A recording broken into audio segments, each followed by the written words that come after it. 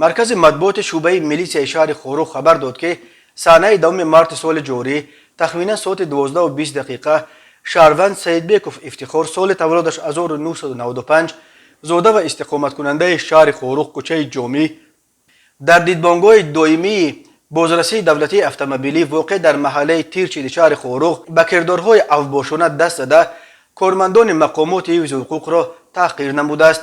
نظر افتخار سید بیکوف به این ماجرا و سببهای مناقشش با کارمندان بازرسی دولتی اتومبیلی دسترس نیست. تفصیلات دیگر حادثه هم هنوز به دست نرسیده است و معلوم نیست که آیا بین این ساکن جوان خورخ و کارمندان بازرسی دولتی اتومبیلی در دیدبانگاه چه گذشت. ولی بنا به اطلاع میلیسیا خورخ شهروند سید بیکوف افتخار برای صادر نمودن کردارهای غیر قانونی دستگیر کرده شد. نسبت به او چاره‌بینی‌های حقوق ویرانکنی مأموری دیده می شود. ماده 460 کودکس حقوق ویرانکنی مأموری تاجیکستان برای میده اوباشی همچون جزا جریمه و یا تا 15 شبانه روز حبس مأموری را پیش بینی می کند. بازداشت این ساکن خورخ در حالی است که ساکنان مرکز ولایت مختار کوهستان بدخشان از شماره بیش از عدد دیدبانگاه‌ها در اطراف و داخل شهر شکایت می کنند.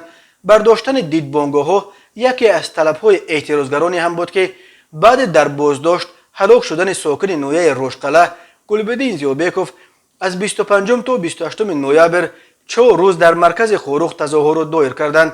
اما با گذشت 3.5 ماه از آن اعتراضها دیدبانگاه‌ها در داخل و کناره‌های شهر خورخ همچنان باقی میمانند. مقامات حفظ حقوق این دیدبانگاه‌ها را که برخیش از سال 2012 و قسم دیگرش از سال 2018 به این طرف عمل میکنند با مقصد تحکیم قانونیت و ترتیبات ضرور میشمارند. ولی ساکنان میگویند حضور بیش از عدد کارمندان مقامات حفظ حقوق و آن هم با سلاح در کوچه‌های شهر در ذهن مردم احساس ترس و تهلکه را به وجود آورده سیاحان را که میبایست به یک منبع مهم درآمد برای ولایت مختار کوهستان بدخشان تبدیل بیابند از اینجا میگریزاند.